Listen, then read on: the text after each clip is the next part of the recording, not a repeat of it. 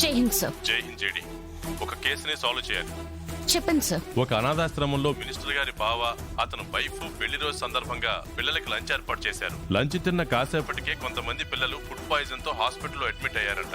Local పోలీసులు కేసులో ఏ leads లేకపోవడం వల్ల ప్రొసీడ్ అవ్వలేకపోతున్నారు. Okay sir. విషయం తెలుసుకున్న అపోజిషన్ మీడియా వాళ్ళు కేసులో రావు గారిని ఇరికించాలని ట్రై చేస్తున్నారు. నువ్వు కేడి వెంటనే అక్కడికి వెళ్లి కేసుని సాల్వ్ చేయాలి జేడి. ఓకే సార్, మేము ఇప్పుడే వెళ్తున్నాం. ఇన్స్పెక్టర్ హాస్పిటల్లోనే ఉన్నాడు. నీకు కేసు డీటెయిల్స్ అన్ని చెప్తాడు. Okay sir. అలాగే డ్యామేజ్ కంట్రోల్ కోసం మనమే మీడియాని హాస్పిటల్ తీసుకెళ్లి కేసు గురించి మొత్తం చెప్పిద్దాం సార్. అబద్ధం జనాల్ని చేరేలోపు నిజం తెలిసిపోవాలి. Good move JD. అలాగే తీసుకెళ్ళండి. Okay sir. జై హింద్. జై హింద్. అక్క ఛానల్ కి బయలుదేరింది. ఫోన్ చేయి.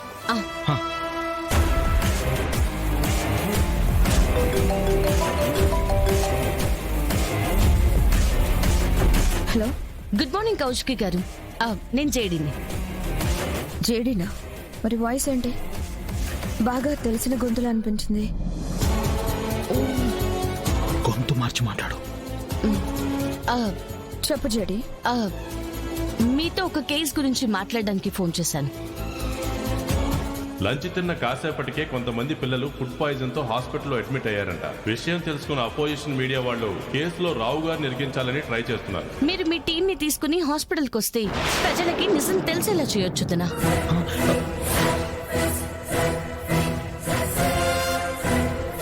ఏంటి దాత్రి?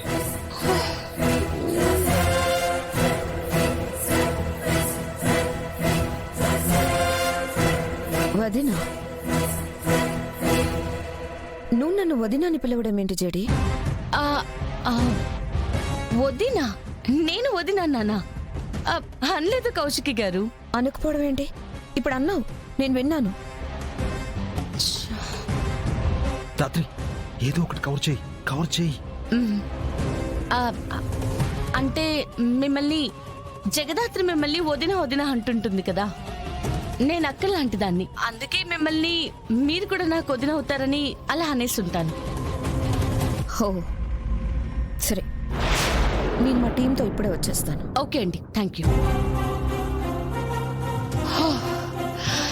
Just miss Dhatri. అక్కకి డౌట్ వచ్చేసేది. అయినా ఎప్పుడూ లేనిది కొత్తగా నా వాయిస్ వినగానే వదినకి డౌట్ ఎందుకు వచ్చింది?